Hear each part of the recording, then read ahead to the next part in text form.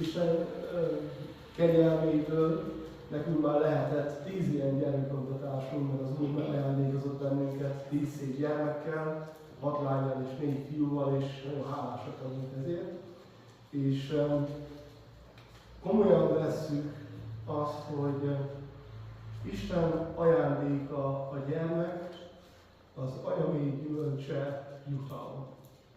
És úgy gondolom, hogyha Isten az, aki tud életet adni, és ő az, aki el is tudja venni, akkor az egyik legfontosabb dolog, hogy egy gyermek születésekor őt dicsérjük, őt magasztaljuk. Istennek adjuk hálát.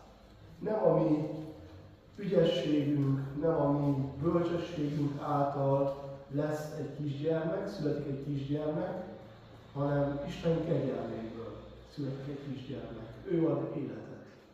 És hogyha ezt úgy tudatosítjuk magunkban, akkor az egyik legfontosabb dolog, hogy ha már megkaptuk ezt az ajándékot, akkor úgy próbáljuk ezt az ajándékot terelgetni, próbáljuk úgy nevelni, hogy majd ha meg kell álljunk Isten előtt, és számot kell adnunk majd róla az Úr előtt, hogy hogyan bántam ezzel az ajándékkal, akkor őszinte szívvel tudjak megállni, és tudjam azt mondani, hogy törekedtem arra, hogy akitől kaptam ezt az ajándékot, annak az iránymutatásai szerint neveljem ezt a gyermeket. És hát az egyik legfontosabb dolog, amit tehetünk a gyermekeink életében, hogy kérjük annak az áldását, aki adta nekünk ezt a gyermeket. És hogyha így nézzük, akkor azt kell mondjuk, hogy hát Isten áldását kell, hogy kérjük erre a kisgyermekre.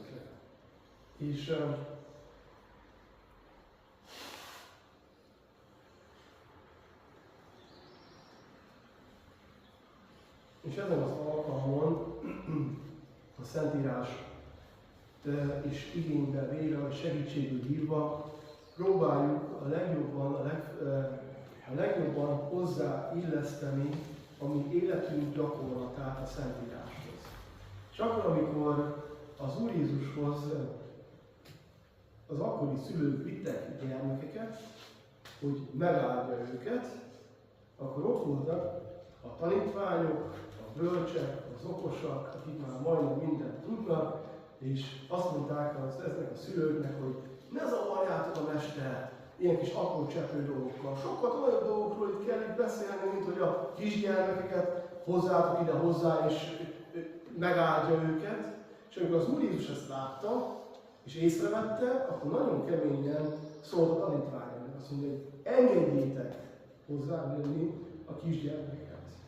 Mert ha olyanok nem lesznek, mint ezek a kisgyermekek, semmiképpen nem mehettek be az Isten országába.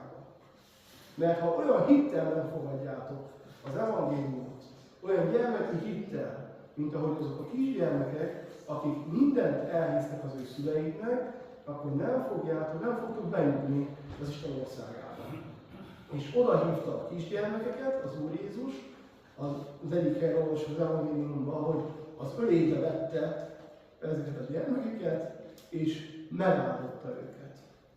Na és mivel ezt olvasok az igében, a Szentírásban, szeretnénk, hogyha mi is úgy cselekednénk, úgy tennénk, ahogyan az Úr Jézus cselekedett. Miért szükséges az, hogy felhozzuk a gyermekeinket a gyülekezetbe, és egy ilyen bemutatási alkalmon áldást kérjünk rá? Isten népe az egy család. És ebben a családban, a nagy családban most bekerült egy újabb kisgyermek. És ez a kisgyermek nem csak az apukájára, vagy az anyukájára lett rábízva, legfőképpen rájuk, hogy ők neveljék fel, de Isten rábízza ezt a kisgyermeket az egész gyülekezetre. Mindenkinek a szívére helyezi a gyülekezet közösségében, hogy imádságban hordozzuk ezeket a gyermekeket, és figyeljünk rájuk és terelgessük őket. Mert amikor majd felnőnek, akkor azzal a reménységgel vagyunk, hogy ők is egyszer majd kiállnak a gyülekezet színe elé, Isten népe elé, és azt fogják mondani, hogy most már értem, hogy miért neveltetek így engem. Most már értem, hogy az evangélium az az enyém is lehet. És hogy Jézus az én szívemben is jelen van. És erről tesz majd bizonyságot. De addig, amíg ez a kisgyermek eljut idáig, hogy ezt megtegye, rengeteg feladatunk van nekünk közösen. Nem csak a szülőknek, hanem a gyülekezetnek, a családnak, a rokonságnak. Mind az a feladatunk, hogy neveljük ezt a gyermeket a neki megfelelő módon, hogy amikor majd arra a pontra érkezik, akkor majd tudja azt, hogy kicsoda Jézus. És hogy mit kell, hogy kezdjen ő magával Jézussal. Na ez a nagy felelősségünk van. És ha így nézem, akkor ilyen is nagyon fontos dolog az, hogy egy ilyen gyermekbemutatási alkalommal a szülők azt mondják, hogy igen, mi kaptuk ezt a gyermeket, ajándékképpen kaptuk, jutalomképpen kaptuk, de megosztom ezt a terhet a gyülekezettel. Legyünk együtt teherhordozók. Hordozzuk együtt ennek a gyermeknek a terhét. Lehet, hogy nem azzal, hogy nem nekünk kell éjszaka felkelni hozzá, amikor Elizabeth felkel, meg nem nekünk kell sokszor ringatni, de ha imakarjainkon tudjuk hordozni ezt a kisgyermeket, az nagyon sok erőt fog adni a szülőknek is ahhoz, hogy fel tudják nevelni ezt a kisgyermeket. Legfőképpen, legfontosabképpen az Úr félelmében. Az Úr félelmében.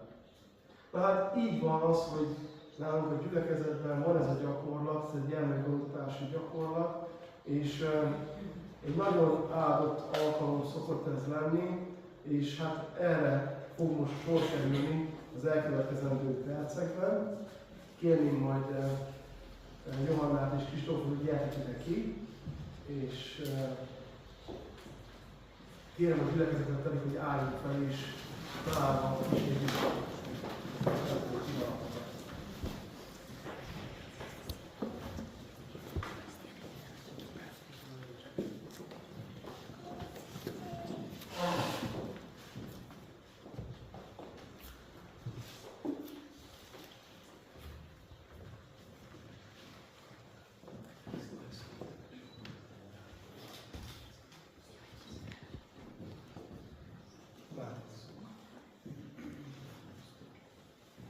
Úr Jézus, ne hálásak vagyunk azért, hogy kaptunk tőled ajándékot. Köszönjük azt, hogy Elizabeth a te lányod, és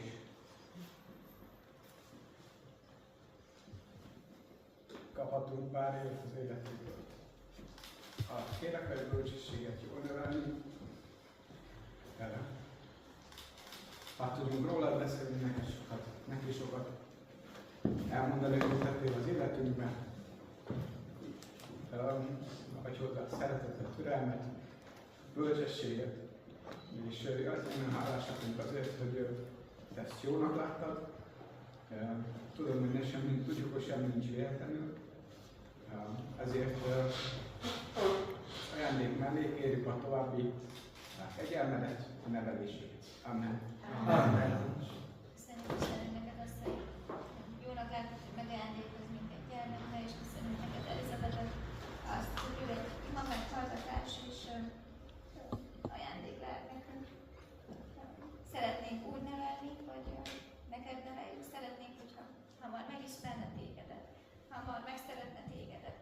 Szeretnénk a gyülekezetbe, és szeretnénk a testvéreket a gyülekezetben.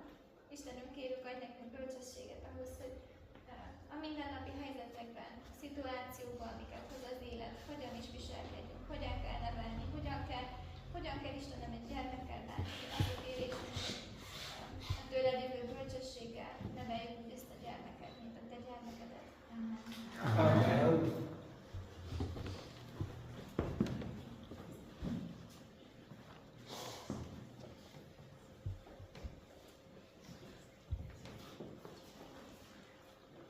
Drága Úrunk,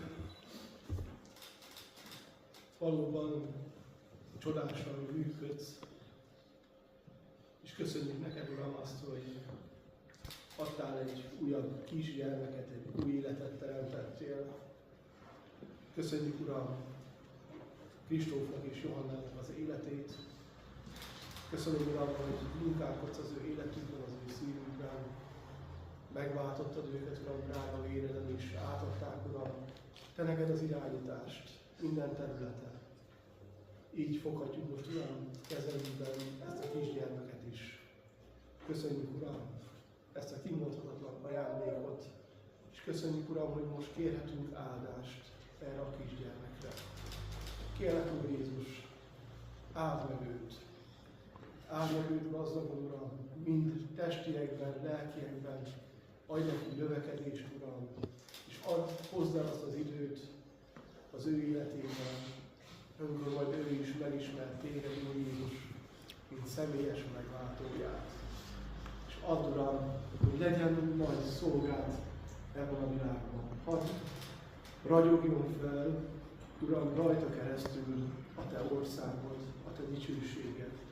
És kérlek, Uram, hogy Te áld meg Kristófnak és Johannának a családját is. Adj nekik erőt, Uram, hogy segítsd őket, hogy ők is tudják támogatni, Uram, Kristófékat abban, hogy ez a kisgyermek mindent megkaphasson, de legfőképpen, Uram, a lelki táplálót, amit Te akarsz adni mindannyiunknak ezen a világon is. Legyen áldás az úton, amit most kezdtek el, amit most folytatnak, Uram, a Te kegyelmed, Uram. Amen. Amen. Bemutatom a gyülekezetnek Dombi Elizabetet, aki nagyon szépen eladt. Egy úr áldása legyen rajta. Amen. Amen.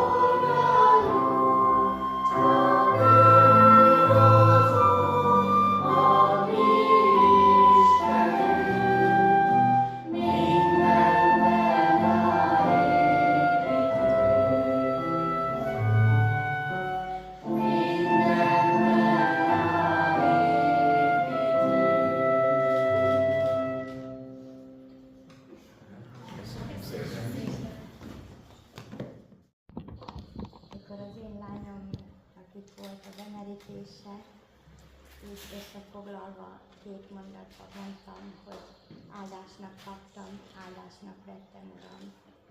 Ezt a 2 mondatot szeretném nektek is továbbadni. Gyermekáldás.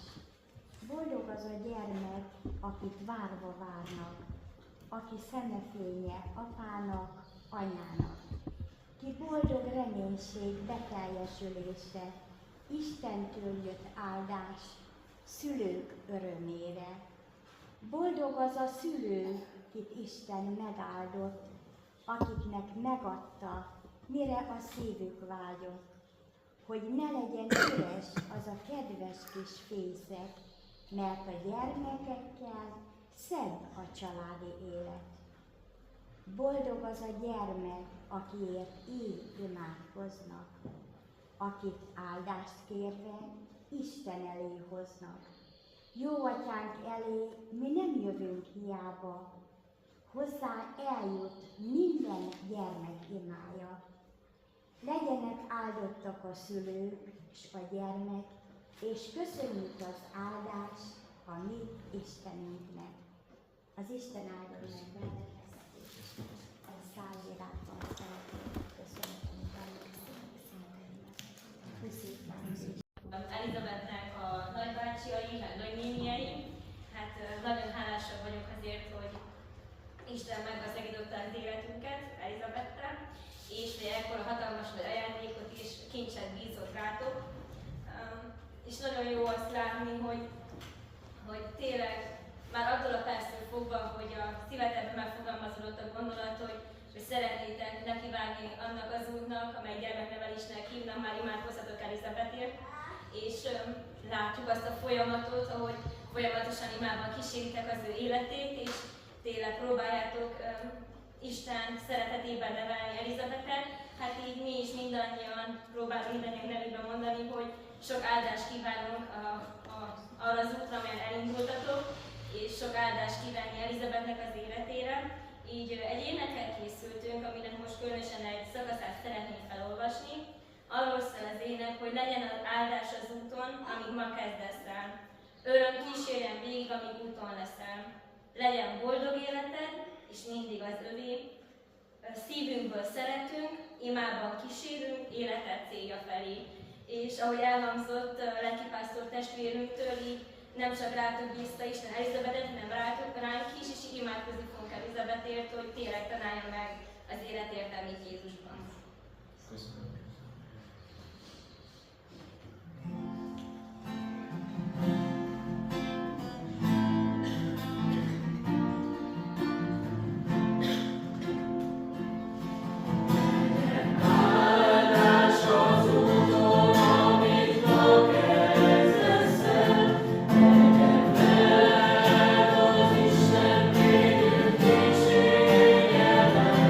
Isten,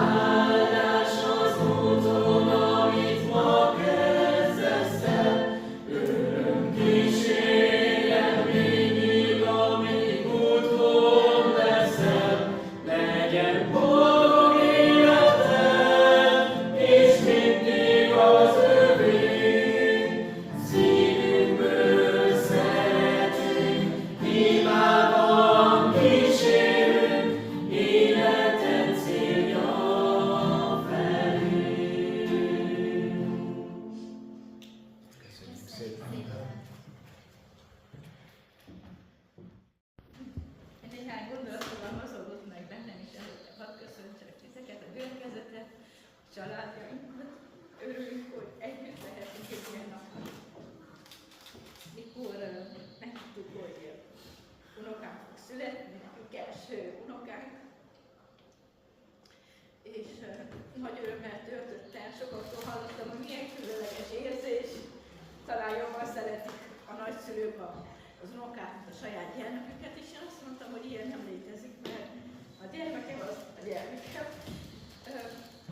Nagyon különleges érzés, nagyon sok örömet adott nekünk, és még nem született, sok gondolat fogalmazódott meg, gondolom bennem is, és bennetek is, hogy milyen fog lenni, kire fog hasonlítani, milyen lesz a szeme vagy a haja.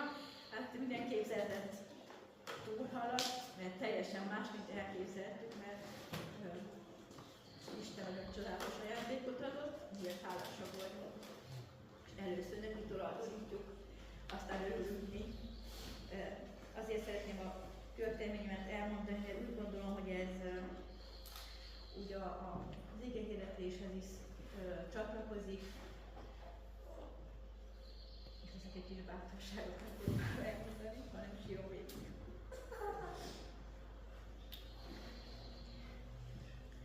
Kié vagy?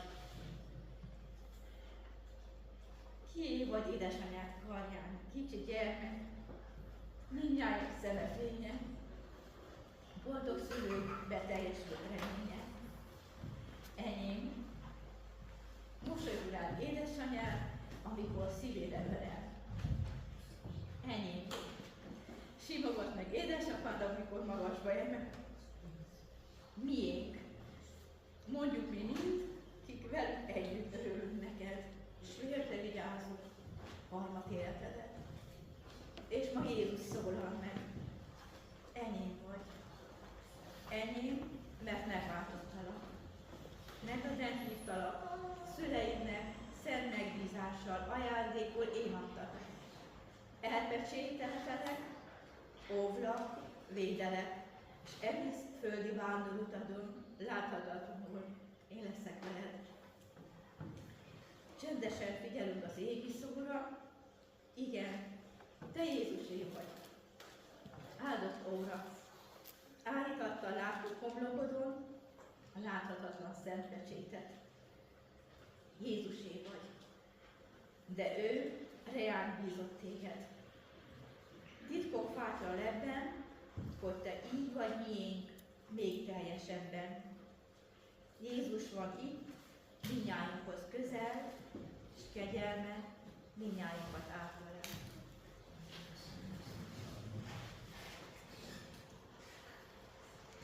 Tehát tudják a jelenlevők, hogy nekünk ő a negyedik unoka, és sajnálom, hogy eddig még nem köszöntöttem az unokákat.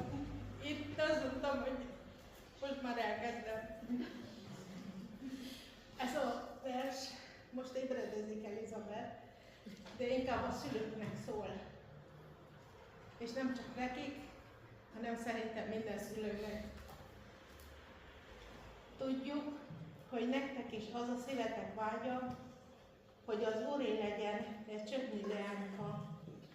Kövesse nyomdokát, hallja meg szavát, hogy elnyerhesse az élet koronát. Akkor lesz élete, szolgáló élet, ha ti is előtte ugyanúgy éltek. Úgy találja meg az igazi utat, ha léptétek nyoma, arra mutat.